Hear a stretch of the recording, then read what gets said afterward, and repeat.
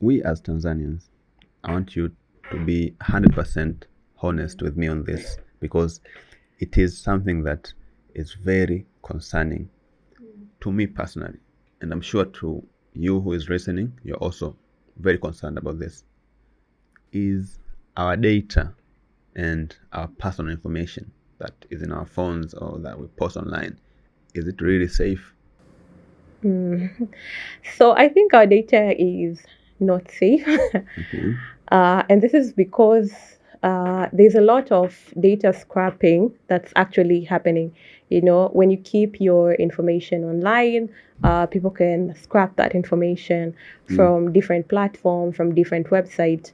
And this speaks to they are not being proper safeguard, there being no proper regulation, Mm. proper guideline on how people can collect and use our data. And when it comes to the African context, I think this is like a big problem because a lot of our data is actually sitting in big tech companies or entities that are not even in Africa, you know. Yeah. And sometimes we don't have, I would say, the resources or tools that enable us to even hold our data. And so I think this is something that not only in Tanzania, but actually across, I would say, even in the world and in Africa, we're having discussions about how to ensure data is handled in a manner that's more, I would say, protected and safe. So we have data localization requirements that are normally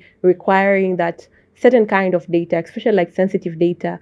In Tanzania, the financial sector, BOT normally requires every kind of financial institution to have their servers, their primary data center here in Tanzania. And that's one way of data ensuring we have data localization, we have control of our data.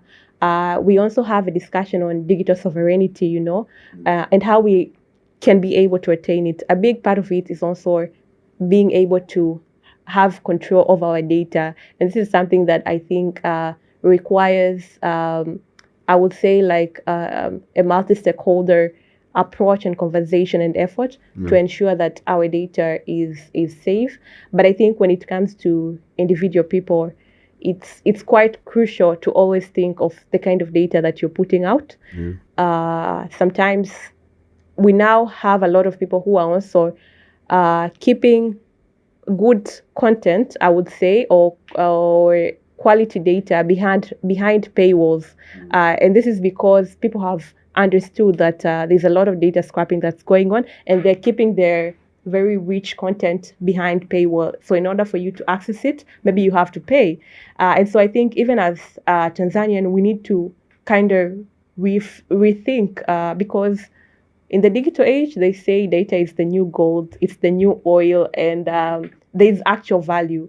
I think most of the time, as Tanzanian, we lack to see the value of our data. Like, that's the challenge. We don't see the value, and we easily give away our data without thinking on how it's going to benefit someone, on how it's going to be used. And I think that is what needs to change. I know that most Tanzanians, whenever you bring terms and services, just I don't have time to read this. Accept, accept, accept. I just want to create my account. True, and I think sometimes they even opt out. You know, like you can opt out from maybe some of these tools using your data to train on their models. But sometimes you find people are just using ChatGPT, they're just using Twitter, they're not checking if they can turn off maybe Grok using their data. Like, but they're actually also tools that are also built in some of the system that can maybe assist with restricting on how your data is used, but then we don't even know or people don't understand. Why should an average Tanzanian care about internet governance? So I think internet governance is quite big. You know, think about the internet, like how wide it is, and think about internet governance. And we can look at it from one, the infrastructure, you know. Okay. I think when you look at Tanzania, Tanzania is quite a big country, you know, but it's quite true that you will not be able to access internet every single corner of this country. So there's quite a need to have internet access across the country, you know. Sometimes people in the urban areas are benefiting or getting certain opportunities just because they have internet access, whereas some people maybe in a rural area cannot even access internet. It also speaks to the costs, you know, of even being on the internet. And this is why we need to care, because I think today we can all agree that in one way or the other, we all want to be online. We all want to actually be able to engage, to learn, to be entertained online. However, sometimes it's not always possible because maybe data is expensive, you know, and this comes down to the tariffs that are being imposed, you know, on this kind of services, the government. And so it also comes to how the internet is actually governed, you know. A lot of our laws are set by the government, but I think there's a gap in ways in which they're implemented and how we can fashion a better, I would say, like internet in Tanzania, from how it is used, from the benefit.